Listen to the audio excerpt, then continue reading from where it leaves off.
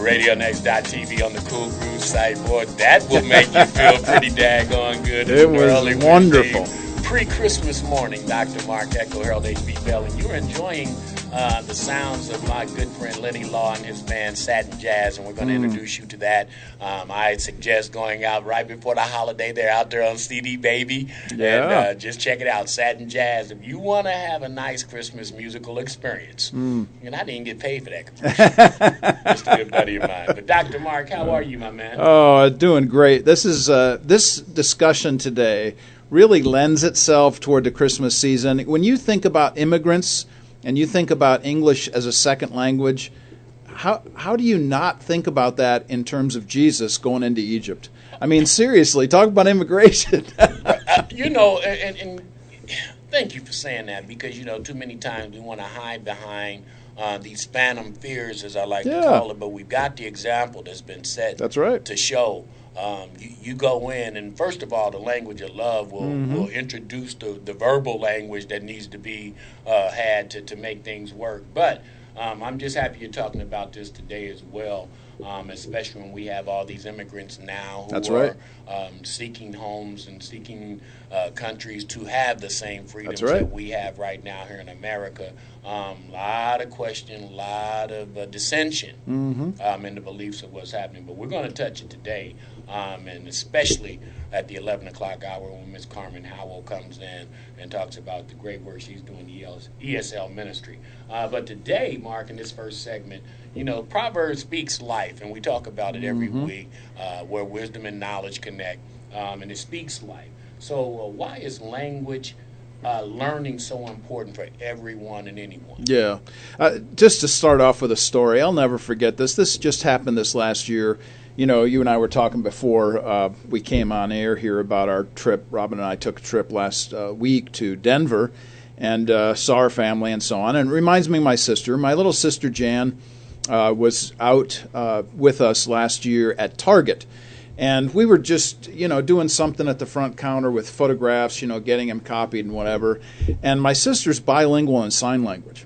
So here's this person who comes up to the counter, and this person begins to speak in sign language to the person behind the counter, who has absolutely no clue what in the world's going on, because they don't obviously do sign language. My sister literally stepped into the situation. She was standing elbow to elbow with this person, began to translate in kind of a triangular form here with the person behind the counter, and everything worked out really wonderfully and well. When I think about that story, I think about language learning that opens dialogue. The original intention between all people groups in God's venue, Genesis 1 and 2, is that He is the great communicator, and the idea is that He wants us to communicate with each other. We bear the image of God in each one of us, and learning another person's language may help to establish that unified communication that we should be having with each other. People are brought together by their ability to converse with each other. So knowing other people's languages helps believers to tell others about the gospel. That's essentially what's here. But I'll never forget Jan and the example she set for me. Kind of like Acts mixed with Proverbs, huh? Yeah, absolutely. That's right. That's right. Told you I know that Bible a little bit. Check you out, man. Check me out. But no, that is so true. And I guess this next question is what's amazing to me is this great country we live in. Yes. We've kind of taken being Americans a little bit far in our arrogance, but this world is supposed to come together so we can communicate, just as you mentioned. And Spanish people have America every place around the world has English as an adjacent language. That's and right. then we do not really do a good job of letting our young people know, hey, a second language, especially Spanish, is going to be so important as we continue to grow.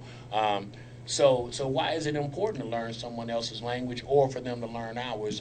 You touched on it in that first question. Yeah. Yeah, well, here's a couple more stories. I'll never forget when I went to study in Israel, 1979, 1980, And I was there in Israel proper and was invited into the home of a Palestinian family.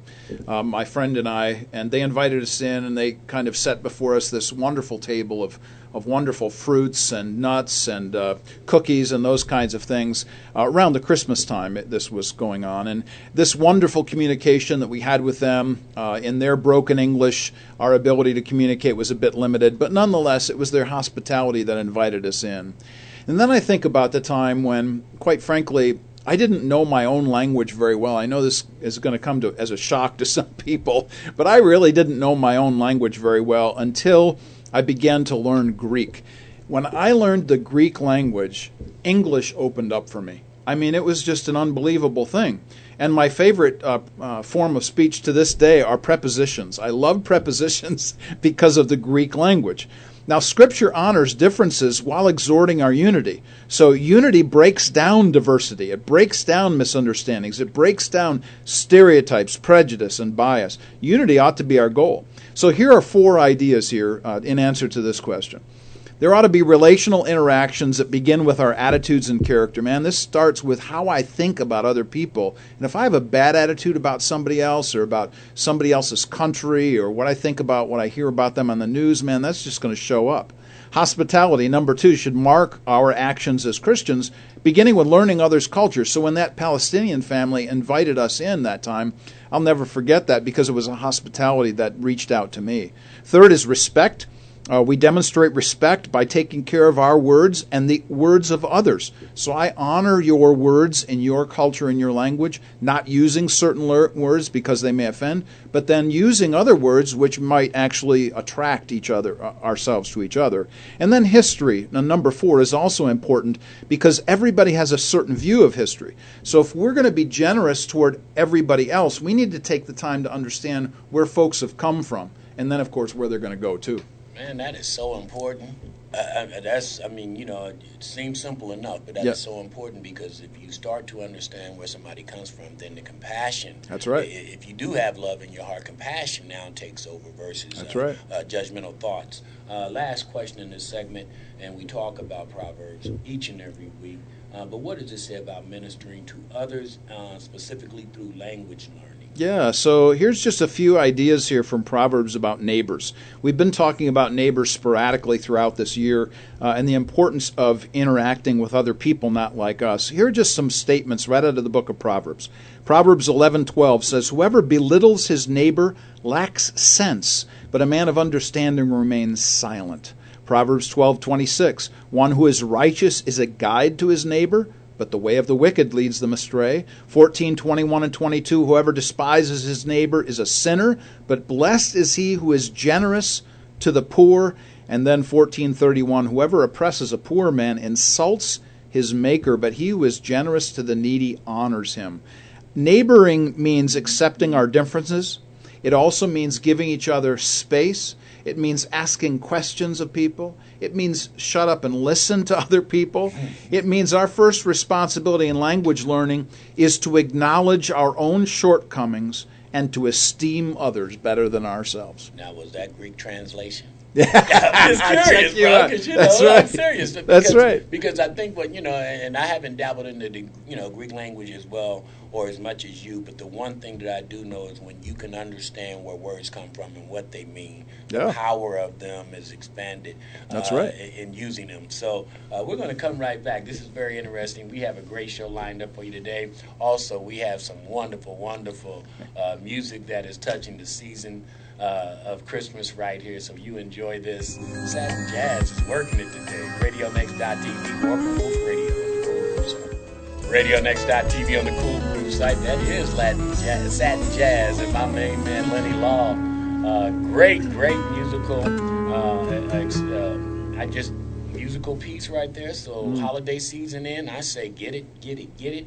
We are here at Warp and Wolf Radio. Dr. Mark Echo, Harold H.B. Bell, each and every week Wednesday, weaving, crocheting, knitting crocheting together. Yes, how about that? Wisdom and knowledge on Comenius Institute and the Warp and Wolf Radio Show. Today we are talking about language, how different languages need to be kind of watered down and melted together so better understanding is had We're going to go to life and current events in the subject matter.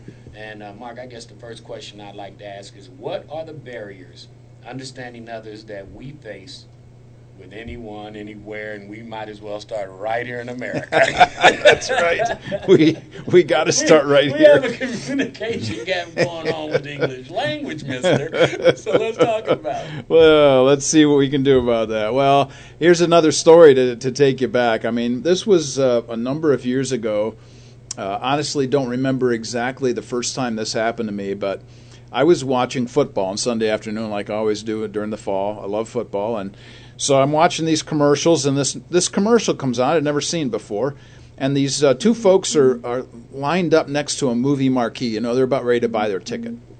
So the guy in front drops his change, and he bends over to pick it up. There's a woman right behind him, and she comes up behind him, sees this guy bent over, comes up behind him, and does the quarterback center thing. Yeah, Joe Montana. Yeah. Blue 42, blue 40. Yeah, it was really great. And it was, and then you got this commercial, and then it goes to this still screen which says, "You want to get away? Southwest Airlines." Yeah. Man, I fell off my couch laughing. So here's the connection to the question. Everything is contextualization. Here I am. I'm a football watcher. I love the NFL. And what is Southwest going to do? They're going to connect to me through their commercial about football. Yeah. That's what they're going to do. So that particular commercial is what I lead with when I talk to people about contextualization. So when I'm teaching, let's say, for instance, about how to communicate with other cultures, if I'm in a classroom setting, I will put together a whole slew of commercials. And I will have students identify the bridge. Now, the bridge is what connects the content to the audience. So whatever the content is, you want to connect to your audience. And they might be very divergent. I mean, what's Southwest Airlines got to do with the NFL? Except it does now, in my mind, because of that commercial. So you put these commercials together in a contextual way, and you begin to get people to think to themselves, oh, you mean I've got to connect with somebody else that might not be like me, but I've got content I think they need to have, so how am I going to bridge that over to them? That whole concept of contextualization, to me, is much more like a bridge and what we ought to be doing with each other. I've been writing about these kinds of things for a very long time. I think the concern that we all have is that we live in the same country, the United States of America, but we come from all different kinds of languages. And I'm talking about languages within the English language. So we're talking about subgroups and subcultures and subcategories of folks who have a certain view of life and things because of their history, their culture, their mindset, their geography, where they grew up, whatever the case might be. All of these things are huge. And this, of course, now leads me to my great bridge illustration. Here it is. So for years, I've been drawing two cliffs and then a bridge between the cliffs on a whiteboard. And in the chasm underneath the bridge, I will write those words: culture, language, history, geography, and mindset. And I will say to people, these are the 5 aspects of getting from one side to the other. If I'm going to preach the Old Testament, New Testament, I've got to connect that content to the folks sitting right in front of me in 2016. That's the importance of language, the importance of this bridge concept of contextualization. How do we get along with each other, much less talk to each other? Yeah. And it's interesting, this show is amazing because we always come back, much like you can go to your Bible and just go back and pick something else up. And I told you when I go into the school systems, a lot of the young disenfranchised youth lack vocabulary. They lack critical thinking. They lack things to connect to. Right. And the main thing that I have to offer as the instructor is, how do I connect this information That's right. to this child based on what he or she has consumed in their little life. That's right. And the only way to get them to learn that is to be able to connect it to something, because the brain will not accept anything if it's not connected to something. And so we have to do better, in our relations as well, in that same vein. So we touched on this earlier in the first segment. I didn't go down and look and see what was coming on, but we always do this. Why are other countries so anxious for their students to have to learn English. Yeah. Well, honestly, when you stop to think about the lingua franca, which is the old Latin phrase which means the current language or the language of the day that everybody speaks, this is the language, English. Now, in some senses, we're kind of in a bad place in America because English is our first language, so we don't feel the need to learn somebody else's language, and that's a bad thing for us, honestly. But everybody else wants to learn ours. Why is that? Because pretty much the whole world revolves around the English language in that sense of things. So here's a couple of background words for us. The word conversation literally has French and Latin meanings, which means to turn around and keep company with. Conversation means to turn around and keep company with somebody else. The word dialogue has Greek, Latin, and French meanings, which means to speak across to someone else. So this idea of tracing somebody else's language and helping them to learn your language, or the other way around, whatever that is. So if you have a Spanish-speaking pastor or an ESL tutor in your area, you need to have those folks in to your churches, into your ministries, into your nonprofits, into your classrooms. Why is that? Because folks from other nationalities or cultures will gravitate toward them and connect with them in such a way that makes this thing doing what Jesus did in the incarnation. What did he do? He came to meet us where we were. He came to be human in that sense of being 100% God, 100% human at the same time. Amazing story, this Christmas story. But this is what we celebrate, and I'm so happy to talk about immigration now and about English as a second language, because this just leads right into Christmas. And it definitely does. And the last question in this segment is one I've wondered all along. Why are there not more Rosetta Stones? Oh, isn't that the truth? Or to ask the question as is written, why don't we hear more about the importance of learning languages? Yeah. And it goes back to what you said about being in America, and when you're the top dog, you don't think that you have to know what I guess the lesser thans know. Yeah, and this is we talk about this too, the issue of arrogance and pomposity and pride. We have this general sense that, hey, we're better than other people, and therefore, because we're better than other people, our language, people need to learn. Man, I want to say to everybody, step back just a moment and think about others. If you're this whole discussion about English as a second language, this whole discussion about immigration, this whole discussion about the Christmas story, is about this one word, others. So if we're really interested in what other people think or how they talk or where they come from or their history or their mindset, then we're going to actually want to listen to them. Now, there are all different kinds of things to go about doing this. There's actually something on the net that you can go to called the Conversation Exchange. Literally, go look it up, conversationexchange.com, where you can go back and forth with different people in different places with different languages and learn their language with your language, conversationexchange.com. But I do want to introduce folks to somebody that I've been reading for a long time. His name is David I. Smith. He teaches up in Grand Rapids, up at Calvin College. And David I. Smith wrote a book that I think is one of the great books on this particular subject. The title is The Gift of the Stranger, and the subtitle is Faith, Hospitality, and Foreign Language Learning. I'll say that again. The Gift of the Stranger, Faith, Hospitality, and Foreign Language Learning. David I. Smith. Now, this particular book just opens your mind to a whole different view of how we ought to do this. And yes, David is somebody who knows German and teaches German, and this is, by all intents and purposes, his second language, though he knows others as well. But my point in bringing him up to our audience is that here is a book that people can go to, and they can say, you know what, here I've never thought about foreign language learning as a Christian concern before. Here's this whole new framework, this whole new window of opportunities open up to me. Maybe I could start an ESL group in my church. Check it out. And, of course, we're bringing somebody in that's going to help us with that second hour. Exactly. Ms. Carmen Howell will be in, and, it's going to be very interesting to hear her take on this now that she's dedicated her life to making sure that the relationship between the immigrants who are settling down here and the translation of the English language is clearly explained, because that's another problem we have as well, is that, the language is so diverse.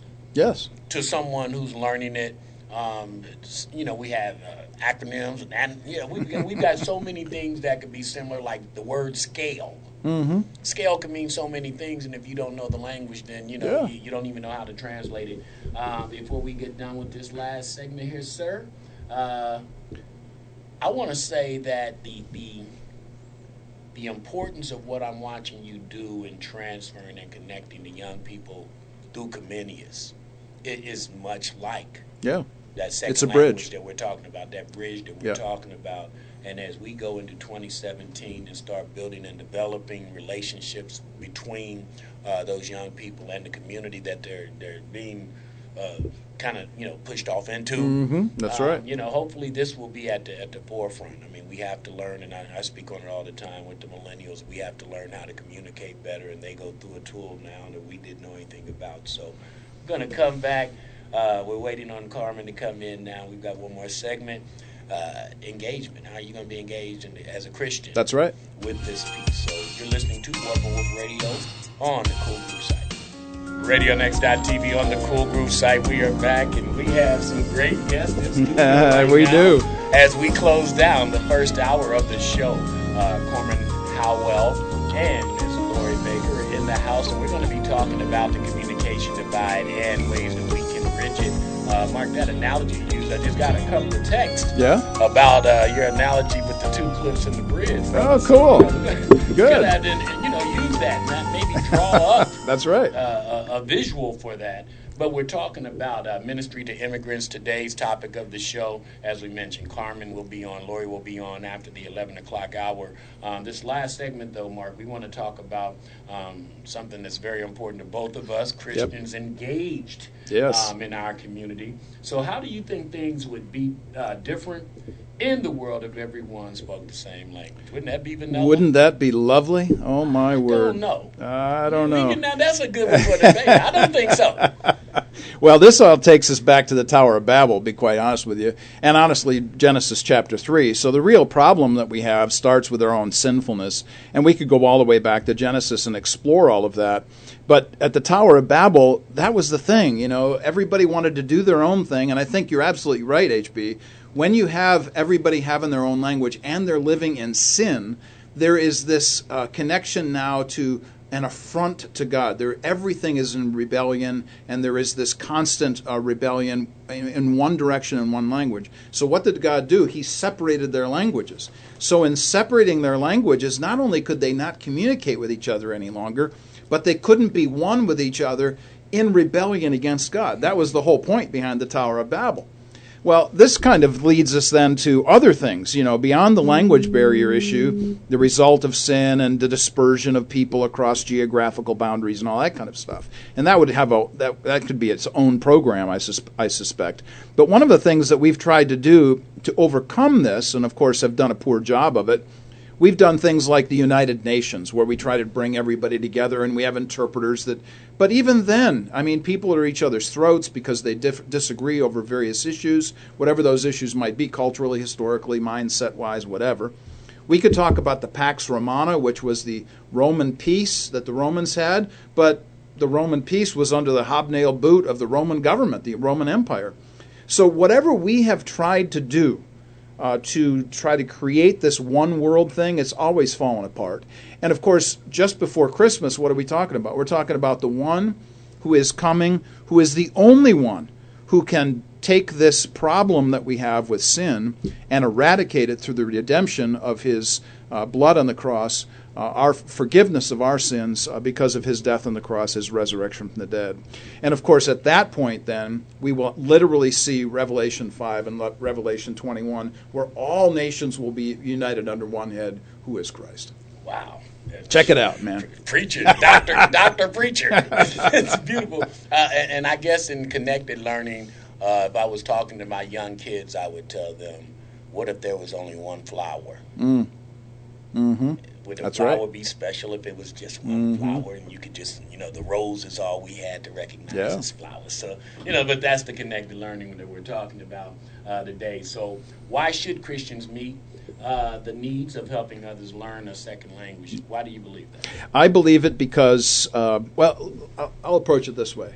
One of our greatest missionaries, one of the greatest Christian missionaries, was a missionary to India, the nation of India. And this was in the 1800s. His name was William Carey. Now, William Carey worked in the country of India for about 40 plus years. And what he's mostly known for is his connection to the people in India. But what he should be known for is his connection to language.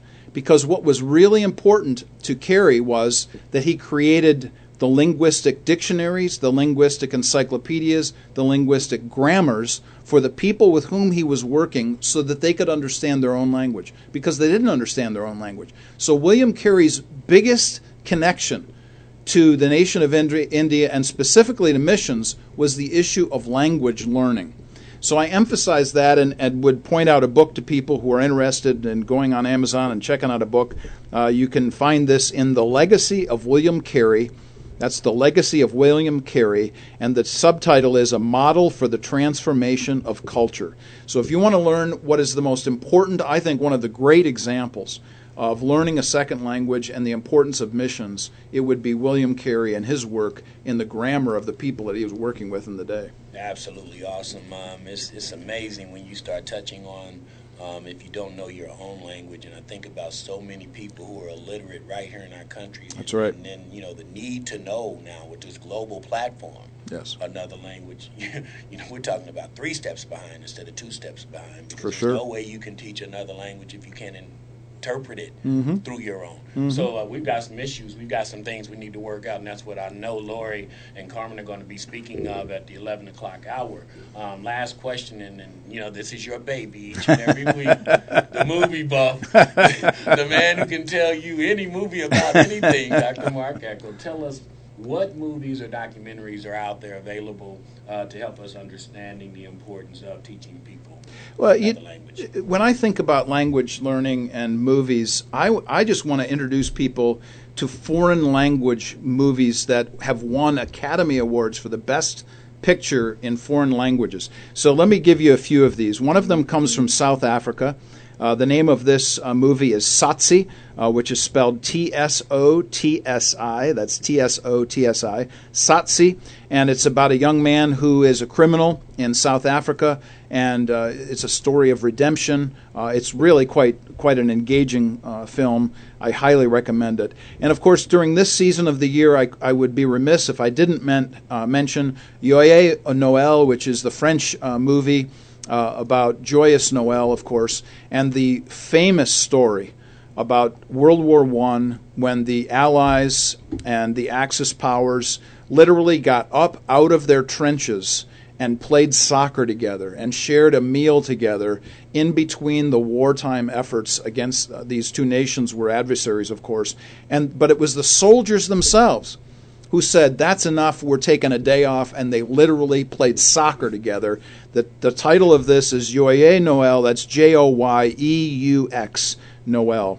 Sophie Scholl was a famous German dissident who stood up to Hitler.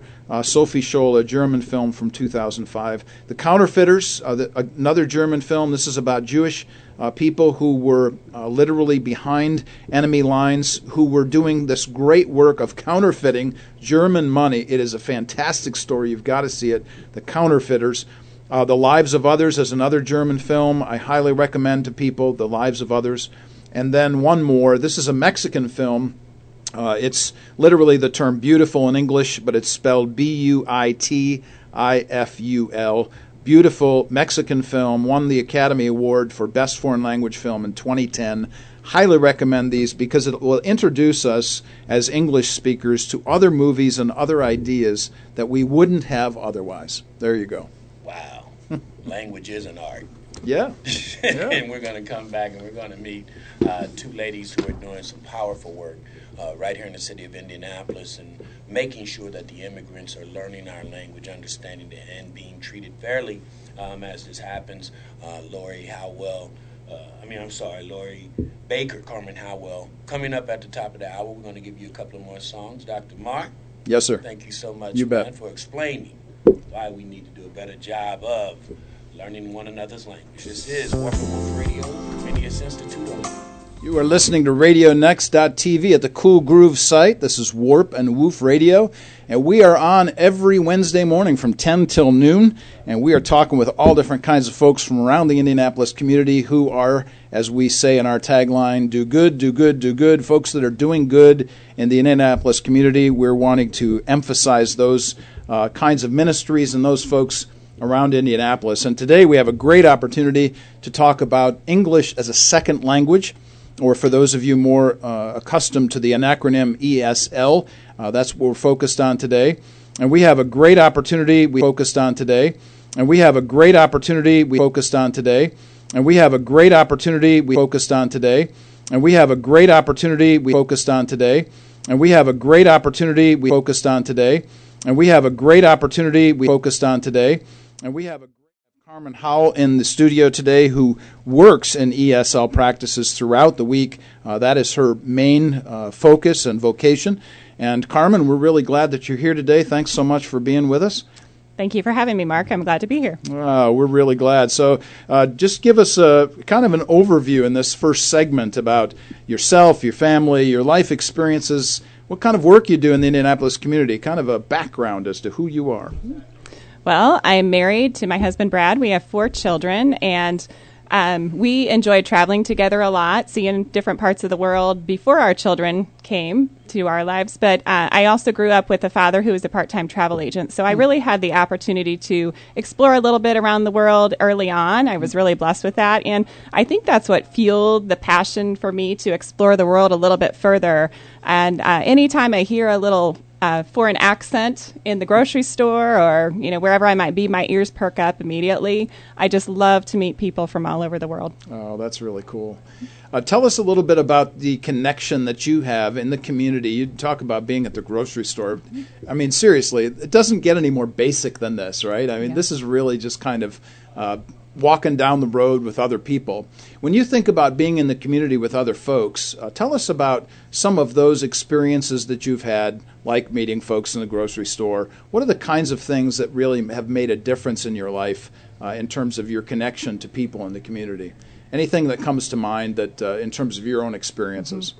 Well, I don't know about you, but I have to say, when you are in any store, the mall, wherever you might be, when you see somebody that knows you, that calls you by name, it makes a huge difference. And I know I can specifically think of a time, my friend Lori, who's here with me, we were in the Meijer grocery store, and we happened to walk in shortly after one of our ESL classes met, and 2 of our students walked in, and we gave each other huge hugs in the entrance to the grocery store. And to them, that was a big deal because they were newer to the community, and to realize what an impact that made on them, and knowing even if you're in a community for 10 years, how much fun it is to see somebody, you have a sense of belonging, even just at the grocery store. Our American shopping experience is so different. We drive everywhere, at least in our community right here. And I know in many of our students' native countries, they walk to the market, they go there daily, and they see people that they know on a daily basis. And that's where they belong. They come to our community, which is wonderful, but they don't always feel connected. So it's little things like that on a daily basis that can make a huge difference. That's really cool. I'm smiling because if Robin's listening right now, Robin's on break from teaching, but she always makes me laugh whenever I go to Kroger, and I know so many of the people at Kroger because I'm there all the time. Right. I do all the shopping, and I'll say hi to somebody and we'll have a conversation, and she's just shaking her head with a big smile on her face. You know everybody, don't you? Yeah, exactly. Isn't that the truth? So it's kind of cool that, somebody else has this experience in Meijer, That's a good thing. Yes. You had mentioned in your conversation here just a moment ago this word that really kind of stood out to me, and you used it twice. It's this word belonging. Talk a little bit about the necessity of belonging in terms of relationships with people. Well, in our English class, I think the one thing that makes it really special is that it is a community. The year starts out like a typical school classroom, and we're teaching the curriculum, so to speak, but I really emphasize communication and speaking with one another and getting to know one another. And eventually, over the course of time, people really do feel that they have a community and they feel like they have a place to belong. When you're uprooted from another country, I can't imagine what that would feel like. They desire friends, they desire a community, they desire a place to belong. And the thing that's amazing is within our classroom, where we have probably more than 15 countries represented at any given time, wow, these people embrace each other literally. You know, they walk in the door, they're so happy to see each other when they come to class. They just start conversing with one another, encouraging one another. And they do feel that when they come to our class, they have a place to belong. In fact, with the way our program runs, we do have to eventually transition the students out of the program. It's not a forever place for them to be. And that's really hard for some of them because it is their community. Yeah, absolutely. You mentioned a word. I'm picking up some of the words you're using here, which are really great words. You used the word uprooted, and in the first hour we're talking about this HB&I, and I gave the illustration of basically two ridges, and there's a chasm in between, and the necessity for a bridge that goes across. And one of the problems, of course, with coming to somebody else's country and being invested in their country is literally a geographical change. I don't know that we really think about that too much because, we're living in Indiana and this is what we know, and we don't really think about stepping outside to go to a place like Bangladesh or Albania or some other place, Talk about that just for a moment, this idea that people have and the difficulty that they have of being uprooted geographically, and maybe some of the things that they've said to you about that. I grew up in a very small community where, it was just a few miles wide, but we drove everywhere. And that's always been my life. I live in a community now where we basically drive everywhere. And so I think one of the biggest things that become apparent to me is our lack of public transportation. And I say that because that is a huge reason why people feel isolated. Okay. And so they move to a community where, again, it's completely different. They're not walking to the market every day, as I suggested earlier. And it's just it's a really difficult change in lifestyle for them. So they may be in a safer place because many of them are uprooted due to physical challenges that they might have. Some need special medical attention, or it might be because of their religious beliefs that they've been in danger. It might be because of a war-torn situation that they've had to come and find a safe place to bring their family. But when they land here, we may think that they have everything that they need, and they may physically have everything that they need. But there's such a deeper sense of for emotional well-being and just friendships, relationships that they can't just immediately find. This is such a huge issue, I think, that we need to, as Christians, need to have more of an expansive mindset about. And I want to land on that word mindset for just a minute, because what I hear you talking about, this attitude shift and the need for not only the folks that are coming into our country literally shifting their attitudes, but we need to shift our attitude back toward them in this sense of receptivity and belonging and acceptance and so on. Of course, because one of the biggest issues we face, I think, in the last few years, we've been over this over and over and over again, is the issue of illegal immigration. That's one issue. But once folks are here, how will we treat people who are here? And this is something that I think is really huge. So speak just for a moment about how do people feel when they come here to America? Do they feel embraced, or do they feel put off in some way? I realize the geographical problems, of course, with driving. That's a big issue right there. But talk about that. How do they feel coming to America, and then when they meet Americans, how do they feel about that? In general, I think they suggest a very positive response. But to some degree, that's a cultural issue. I believe there are some people that come that because of their cultural background, they think America is a very friendly place. On the other hand, others would come and say the opposite. Part of it, I think, depends on what is your motivation for being here, or what is the reason that you have to be here. For some that come and just want to start a business, I know one person in particular who I don't think he's received Americans as well, but I think he hasn't necessarily focused on relationships. Okay. On the other hand, I see others who cannot begin to say enough amazing things about the way they've been treated and what a wonderful place Indiana is and how friendly the people are. I mean, one woman in particular I can think of, she just cannot stop talking about how amazing the people are and how friendly. And you can just see her eyes light up every day. You know, she's just thrilled to be here. So it really depends. I can't say that there would be one particular answer to that.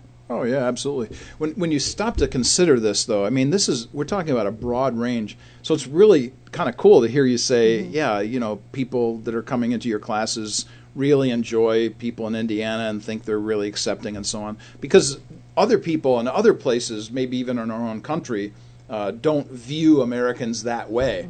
They view us more as antagonistic or difficult to be with and so on. But it's so wonderful to hear that folks coming into our country think that, hey, this is a great place to live. You know, that's a really cool thing. Yeah. So when you think about the kinds of work that you do, just generally speaking, would you say that this issue of connecting people via relationship is the basis for ESL, helping them to learn a second language? So relationship is crucial?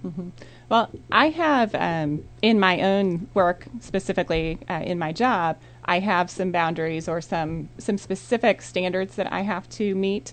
But I believe ultimately the communication component is the most significant factor. I love to help people network. I love to help them find new people to connect with, not because they need it necessarily, but because it makes their life richer. And that's not just new people coming in as immigrants, but for Americans as well. It enriches all of us in a big way. It really is something to consider how we have kind of set ourselves apart in some ways. And it's not until we reach out to other people that we really maybe find a way to say, hey, this is a bigger world than I thought, and maybe I bear more responsibility and those kinds of things for this. I remember when we were living in Michigan, for instance, one of the things that we engaged with was having a young man who was from Japan eat dinner with us on Sundays, and we'd play games together and all those kinds of things to make him feel welcome, because he had a difficulty with the language, and obviously coming into a university setting was a difficult issue there for him. How many different kinds of situations do you see on a regular basis? Maybe touch on 1, 2, or 3 of situations that you see. I'm talking about somebody who comes into America looking to go to university. What are some of the other situations that people are coming here for? Why do they come here? Well, number one, I would say, is families who are looking for more opportunities for their young children. It's interesting how a few years can make a difference, because one family I'm thinking of in particular, they have 2 sons, and the younger son started school when he was in 1st grade, and now I believe he's in 5th grade or 6th grade. He is doing exceptionally well. The other son started school in 4th grade, and he's doing okay, but it's been much more of a struggle, which just goes to show, I mean, when children can start at a very young age in learning a language, it can make truly the world of difference. And for the parents, again, they're doing okay. They're happy because they see the success of their children, but it's more of a struggle for them as well. Sure. So I would say that's one, would be for better opportunity. Another would be some families come just to have an exchange experience for a few years. And while they're here, they dive in with everything they have. They visit as many places as they can. They meet as many people as they can. And then they take those experiences back with them and share. It may be just for their own personal benefit, or it may be because they want to specifically teach English when they return to their home country. The other would be people that are here permanently because they, for some reason, are refugees that have landed here, and they've been placed in Indiana, and they are trying to make a way for their family, and they're looking for jobs. They want to be able to give back to the community. They're not here just to take, they're here to give as well. They want to immerse themselves in the community and become an important part of it. These are great opportunities. We're thinking about all of the ways in which we can connect with people today through English as a second language. I want to give a shout out to anybody who is out there who is in Carmen and Lori's class. We welcome you to this program. Very pleased that you're with us here today. And hearing your teacher's voice on the radio is an extra joy for you. And for those of you who are listening, regular listeners who are English speakers, think about the opportunities that you might have to reach out to families, to individuals, to folks who don't look like you, don't talk like you, come from a different country than you come from, and encourage them, invite them to church, be neighborly. One of the greatest things that we're known for, I think, in the Midwest is our neighborliness. And I think that the more and more we can do that with folks, the better off we'll be. We're going to take a short break here and come back for the next segment. You're listening to RadioNext.tv at the Cool Groove site, Warp and Woof Radio, every Wednesday from 10 to noon. We'll see you in a few seconds. You are listening to RadioNext.tv at the Cool Groove site. This is Warp and Woof Radio. We are on air every Wednesday from 10 till noon. And we are doing what we are finding in Scripture that our responsibility is as Christians out of Titus chapter 3. That is to do good, do good, do good. And our responsibility, as HB and I see it around the Indianapolis area, is to find folks that are doing good as Christians in the neighborhood, whatever it is that they do. We've had all different kinds of folks on here, folks that are helping disadvantaged youth learn how to fix cars. We've been learning about mentorship. We've had a wrestling coach on here, all kinds of different folks. But today, we have Carmen Howell on our program, and really happy that Carmen's here with us to talk about ESL, English as a Second Language. And in the last section here, Carmen, we talked generally about some of the experiences that you've had in not only the grocery store, but generally in the neighborhood and why that's so important. But I wanted to come back to the why question again, because every time I'm with somebody on this program, it really fascinates me to find out what is the reason that you got invested in this thing in the first place for. So if you would indulge us, tell us why you got so invested in this thing in the first place. You know, it's definitely God. God brought me to where I am. In the university, I was planning to become an English teacher, just a high school English teacher in an American school. And I had an amazing professor from Puerto Rico who taught my Spanish class because I had to take a couple extra Spanish classes as part of my curriculum. And he asked me if I would be interested in going to Spain for a summer to live abroad. And by doing that, I would get a Spanish teaching minor. And I had never even considered the possibility. It was way out of my comfort zone, but I went over to Spain to live for the summer. I experienced what it is like to be kind of transplanted in another place for a short period of time, but that was by choice. And ultimately, when I came back and taught high school Spanish, it helped me understand the difficulties of people of another language, or, well, English speakers learning Spanish and the challenges they went through. So as things unfolded, I had the opportunity to work with some English as a second language students, and I understood a little bit better why learning language was so difficult for them because of my experience with the English speakers learning Spanish. However, I also realized how much more they desired to make it happen, and the way that they graciously received the learning process and just how gracious they were to me as their teacher. I never wanted to leave. Wow. I mean, they were so kind and continue to be so kind. I mean, it is a joy every day to go to my job. I don't think of it as work at all. It is amazing. And I get to travel every day that I go to work, where I have 15 to 20 different countries represented in my classroom. I may not be able to travel on a plane right now physically, but I get to enjoy the world every single day. And it truly is a huge blessing. Just to reiterate again, I think some of our fears about immigration and all the rest of this are so unfounded when you see folks who are desperately interested in coming here to be a positive influence, not only in this culture, but for their own kids. If there's a universal in all of life that everybody's concerned about, it's their kids. I mean, we're all wanting the best for our children in one way or another, and certainly that's happening in ESL programs such as your own. But I mentioned just a moment ago this concept of fear. So talk for a moment about this issue of hopes and fears that people bring with them from other countries, and to maybe that you actually meet and interact with on a regular basis with the folks that you're dealing with week to week. I would say the number one fear is really just not being accepted in your community.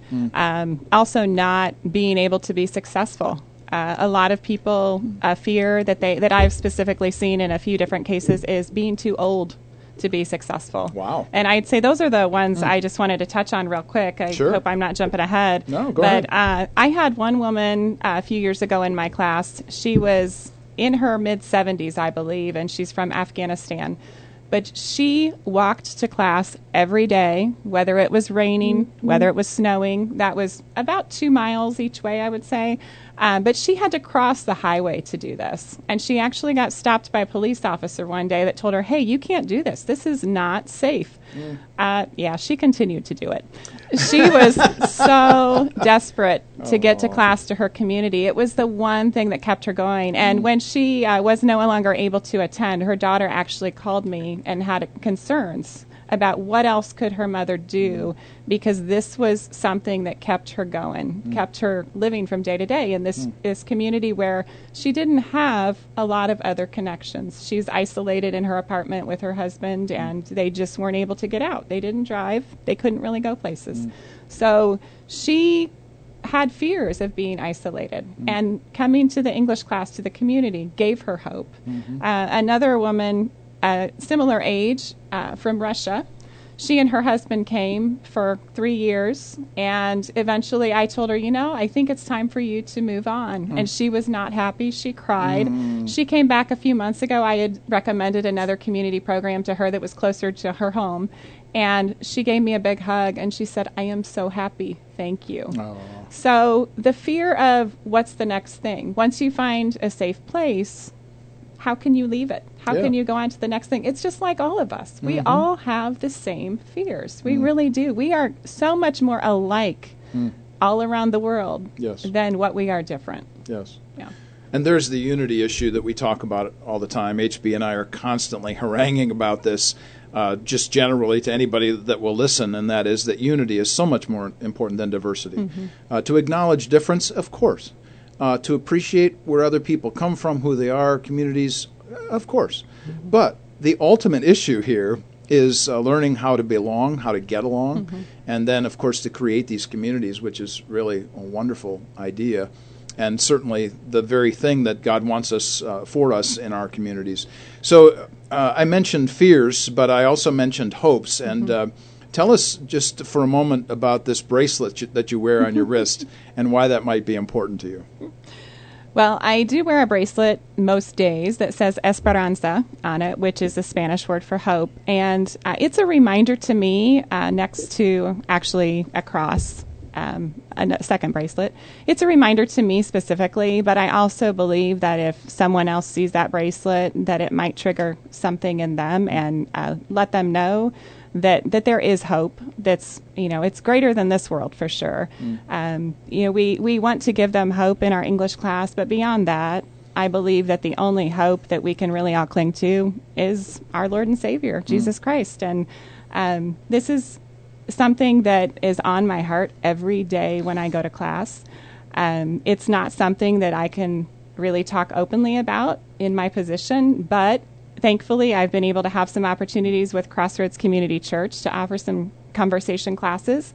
And then even in the community library, we've been able to offer some classes.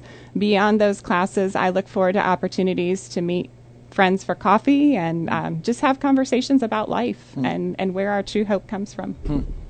It's really fun to hear you talk about all these things.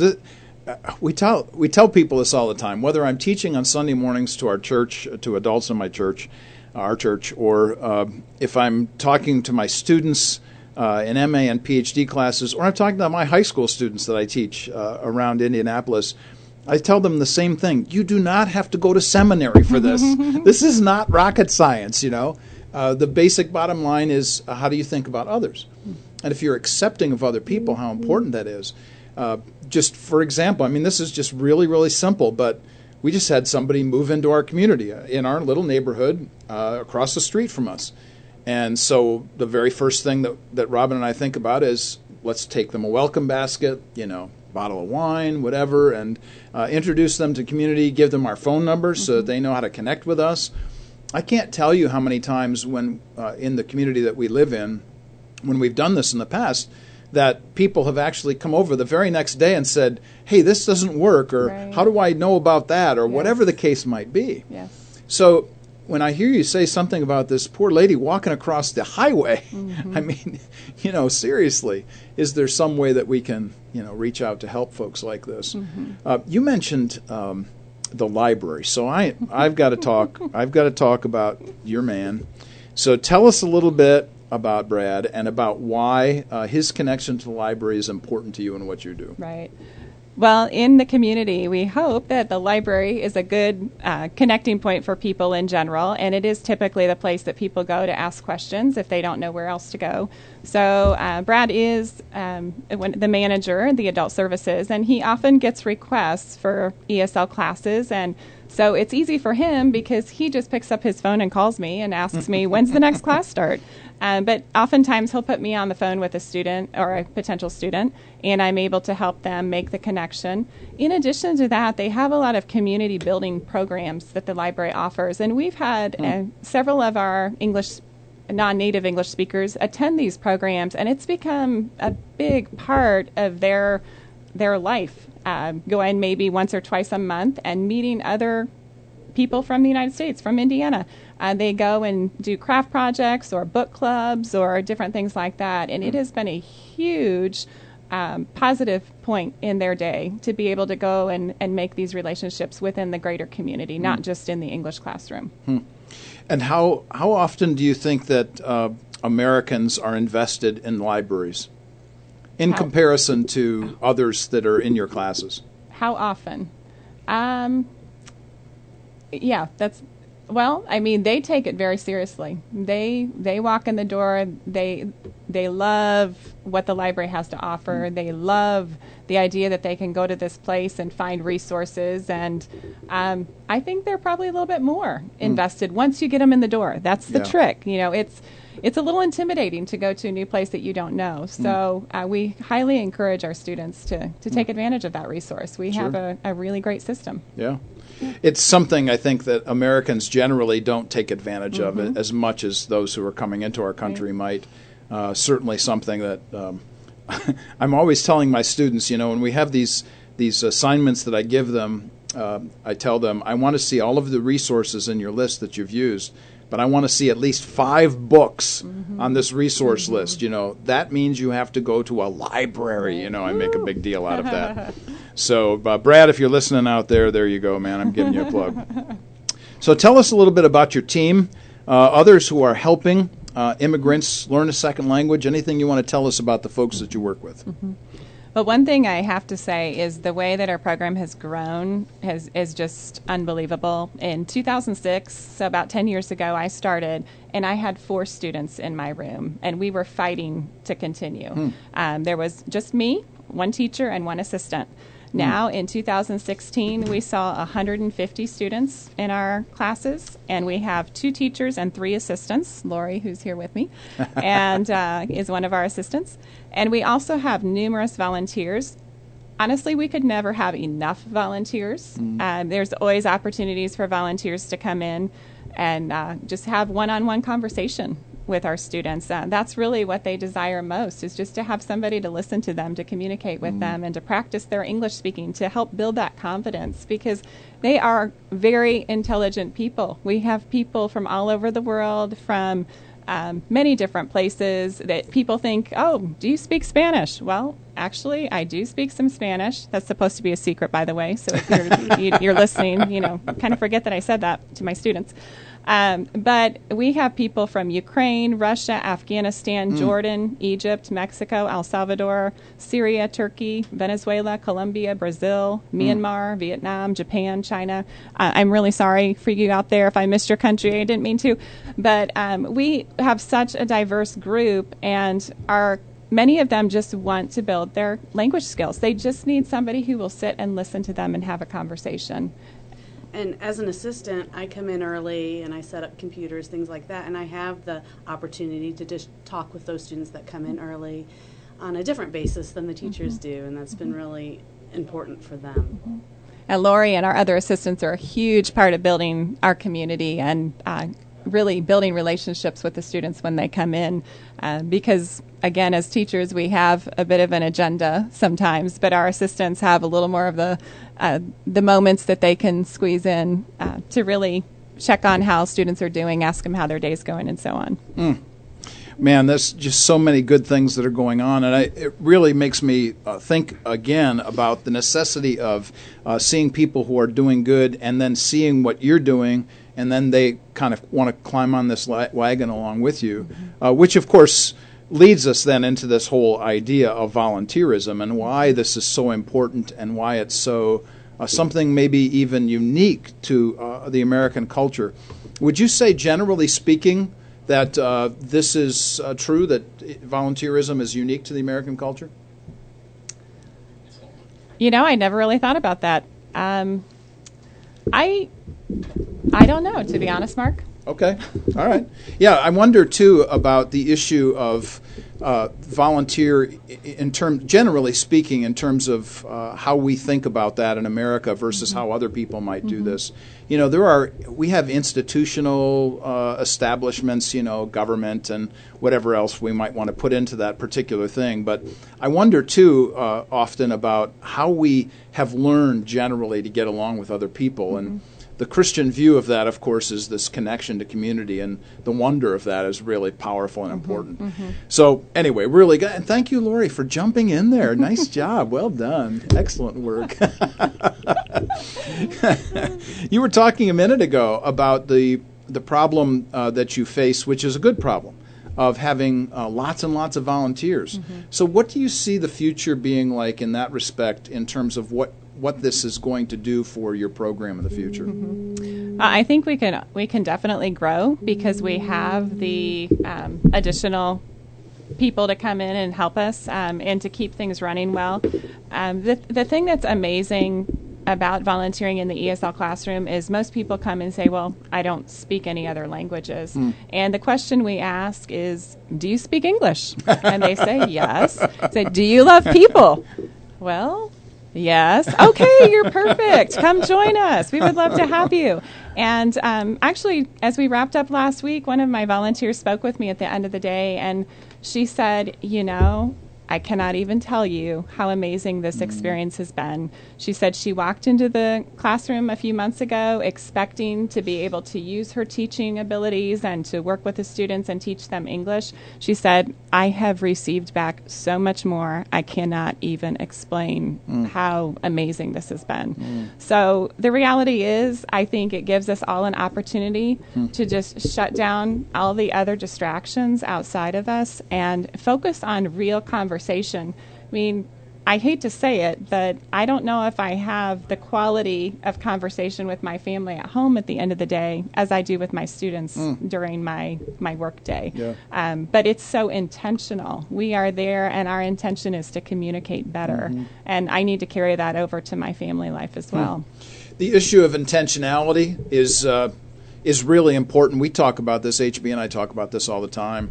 I'm really surprised sometimes that people don't emphasize this more or take more time to think this through about how important it is to actually spend the time to go across the street, literally in some cases, and talk with somebody else that doesn't talk like you do, or think like you do, or look like you do, or whatever the case might be.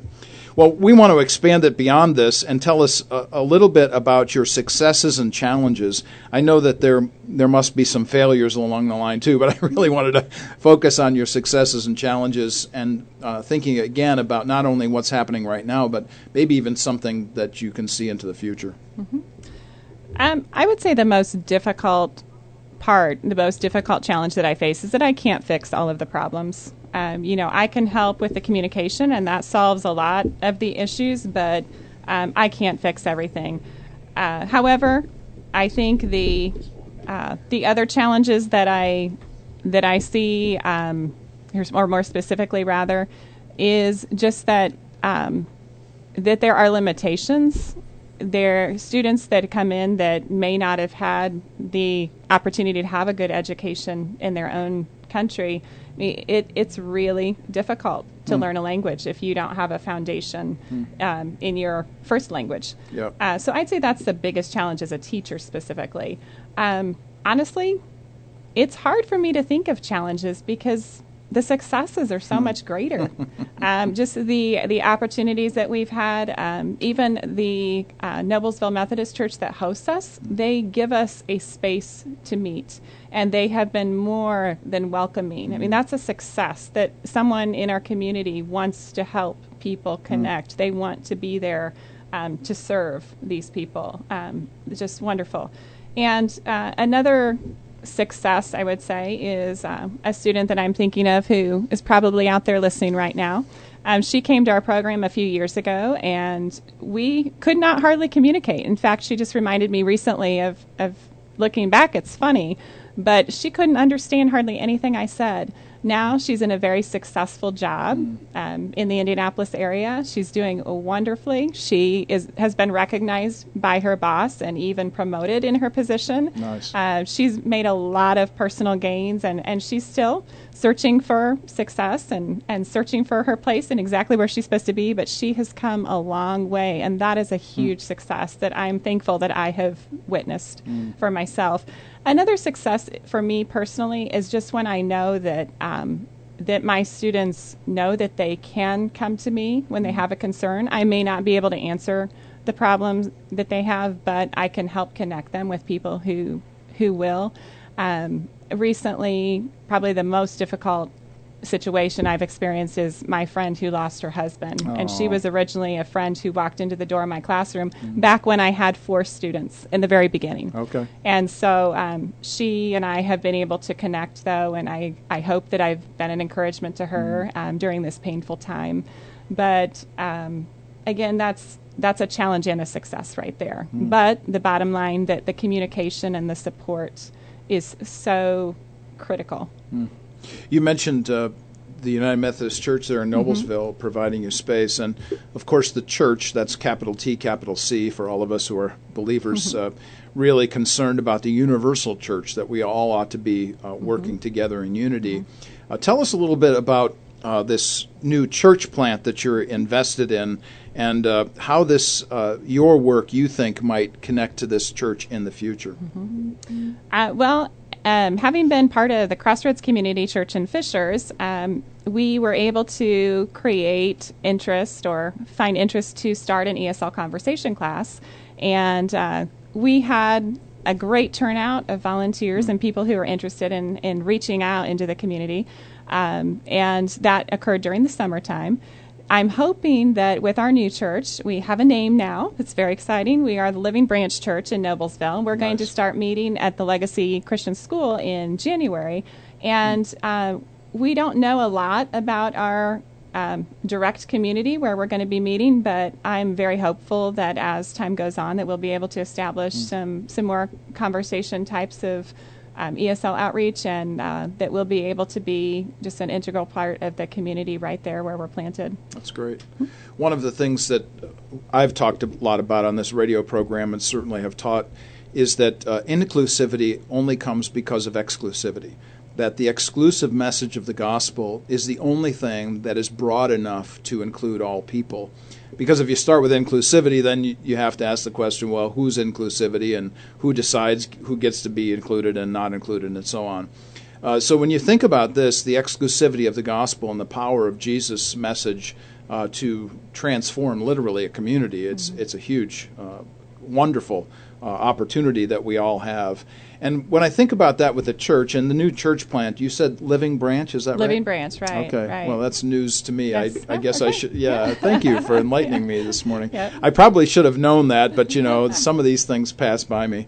Robin, if she's listening right now, is probably shaking her head going, you missed another. She missed you missed the Facebook announcement, apparently. Something. I miss details from time to time. I always need help.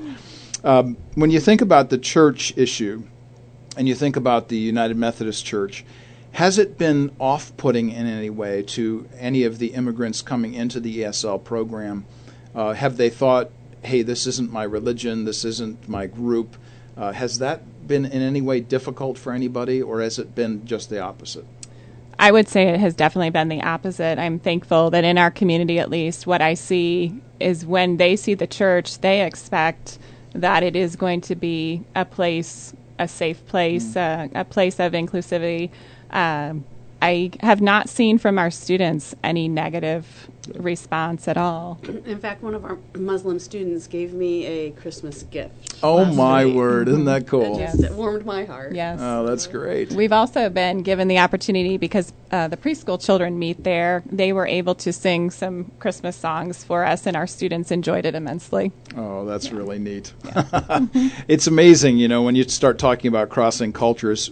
If I could be so bold as to say how easy this is. If you just have an openness about your own person and then engaging other people, this is a big deal. So when you've told us some of the stories of the folks that have interacted with you, and I wanted to come back around to this issue of stories of immigrants and their responding to each other within the class aspect or within the class itself. How have you seen this be beneficial in ways that you've just explained? Obviously, the personal interaction with you with immigrants or the church with immigrants, but how about them with each other? Tell us a little bit about that. Two specific images come to mind. The first, one of my favorites, was when two of my basic level English students, one from Mexico and one from Japan, came together in a class. It was amazing to me that even though I sometimes couldn't understand what they wanted to say, they could understand each other. So the way they laughed together, the way they enjoyed each other, the way they just could communicate. They had the ability to communicate despite the lack of language that they had in common. And that's beautiful. And recently, the woman from Japan, she had left for a while. She came back, and it was such a sweet reunion to see those two back together again. And once again, they sit at the same table together. They enjoy each other, and their English is progressing. So now they can communicate even more. And the other would be the Christian man from Colombia embracing a Muslim student from a different country as well. And the joy that I see on those two men's faces when they see each other and giving each other a big hug and encouraging each other, going through an experience like this when I think our students understand that everyone is going through a difficult time of adjustment. Some have it maybe better than others in small ways, but they understand each other. And it's significant that they know that even without words, they understand each other. That's great. It reminds me of that commercial that's been running here recently about the two the imam and the pastor, and both buying each other from Amazon. Those kneelers. That's really cool. I really like that commercial a lot. That's a great commercial. It really kind of speaks to the very issue of what we're after here. Before we leave this issue of geography and so on, some of the things that I think we get kind of hung up on. We get kind of hung up on our Americanism sometimes, and then we get kind of caught up in, hey, I'm from the Midwest, or I'm from Indiana, or I'm from Indianapolis, and we forget that even within these certain geographical settings, there are these kind of microcosms of other communities. So, for instance, Fishers, where I live, is very different from Noblesville, where you are engaged. Tell us about the demographic of Noblesville and why that makes a difference in terms of how you communicate and the work you do. Right. Well, we do have a lot of students, I would say, that come from the Fishers community up to our campus. But I would say Noblesville is an older community, and so there is a slightly lower class than what Fishers may have as a newer community. And that enables us to meet the needs, especially of students who don't have transportation. I really prefer staying in Noblesville because I know that some of the challenges can be surpassed if we are still planted right there. But if we move further south, just like the woman who walked to our class, she would have never been able to make it to our class. And yes, students do come together and join efforts and give each other rides and so on once they get to know each other. But I feel like the population where we're at right now maybe is even a little bit less educated. There are some subsidized housing areas close to where our class meets, and we have been able to meet the needs of some refugee families that have come in recently. So it is a great location. It's very easy to find us, close to the library, and I'm thankful that we are able to stay where we are. That's a good thing. Mm-hmm. I had heard recently, for instance, that in Fishers, something like 67+% have at least an undergrad degree. Mm-hmm. Much different in Noblesville, mm-hmm. maybe 20 percentage points less than that. Mm-hmm. Do you see any kind of problem in terms of people being able to learn who don't necessarily have heightened degrees? Do you see any problems with the learning process at all in that sense of things? I'd say in general, it just takes a lot longer. Okay. Our program is really intended for people to be around about 2 to 3 years if they stay from beginning to end. It definitely takes longer, but it seems like once they reach that plateau, they may get stuck for a little bit, but then if they persist, most of them can get beyond that. Okay. And it may change the direction of their goals if they aren't able to be as successful, but we're able to work with them on that. So, the bottom line is not to graduate. If we hope for that, but if not, we want to at least help them find success in a job that can provide for their family. If we can aid that in any way, and again, just helping them network is really one of our top goals. So graduate isn't important, but assimilate is. Right. Yeah. Yes. Exactly. The assimilation of folks in the community. And over again, I would say, not just throughout this program, generally speaking, but in this program today, we're very concerned, obviously, in making the connection with folks that don't look like us, don't talk like us, that we as Christians can reach out to others. Obviously, that's the whole point of the Christian message, and the whole point of this season of the year as we progress toward Christmas in just a few days, and we celebrate this in the various ways that we do. The focal point, of course, is on the one who has come to give his life for us, and how important that is, and you've certainly expressed that well, that the hope that you have for all of life is based on this. In our last moment together here this afternoon, this morning, leading into the afternoon, what do you want to leave our listeners with? If you had a few last words, what might they be? I am just so thankful for this experience that I've had in the last 10 years. I mean, it's hard to believe that 10 years has passed so quickly. And I'm thankful for all of the friends like Lori that have come alongside and joined this effort. It makes my life so much richer. But my family has been touched deeply by many of these immigrant families, and we are so thankful that we've had the opportunity to share meals together. We've gone fishing. We've talked about our holidays and customs and spiritual beliefs. One of my favorite days was in Shipshewana, Indiana, where a Japanese friend and I went to visit. She wanted to see the Amish. That was her on her bucket list before she went back. And I miss her. It's just a special friendship. But I just want to say that the bottom line is when people walk in the door, they are looking for hope. And I had to look up the definition just to make sure that I was clear. But hope is a feeling of expectation and desire for a certain thing to be fulfilled. And some synonyms are aspiration, ambition, and aim and goal. But beyond that, a hope can be a feeling of trust in someone. And I just hope and pray that the people out there listening will know that their hope comes beyond me, beyond teachers, beyond people. But God is truly the God of hope. And again, I said it earlier, but Romans 15:13, may the God of hope fill you with all joy and peace in believing, so that by the power of the Holy Spirit you may abound in hope. This is indeed the crucible of what we believe as Christians. The crux of it all is about Jesus. Titus chapter 2, of course, emphasizes this very idea, looking for the blessed hope and the glorious appearing of our great God and Savior, Jesus Christ, in whom we celebrate this season of the year. So Merry Christmas to both of you. Merry Christmas. Yeah, we're really glad that you could be here ahead of this wonderful holiday. Thank you. HB, it's as always, man, it's a blast being with you, and the satin jazz today, man, thanks for that.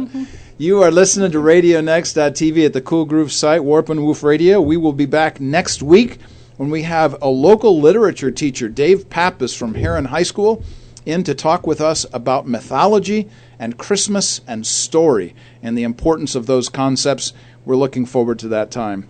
Thanks again, Carmen, for being with us here today. And Lori, we're grateful for your presence. Thank you. And HB, as always, man, it's a pleasure to be with you. Merry Christmas to you, too. And Merry Christmas to everybody out there. Until next Wednesday. See you then.